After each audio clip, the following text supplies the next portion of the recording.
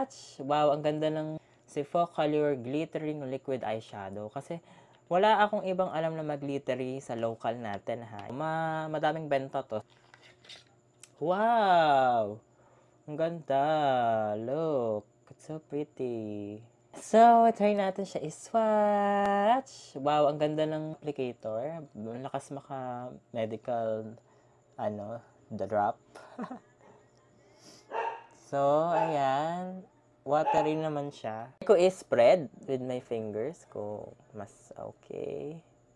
Parang wala. Mas makikita siya pag walang ilaw. Ayan o. Try natin siya ilagay sa mata.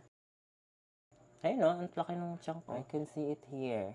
Ang cute. Really nice, and the packaging is nice too. I think this is 99 pesos. Hindi ko sure kung totoo ha, kasi yung original price na 400. Very nice.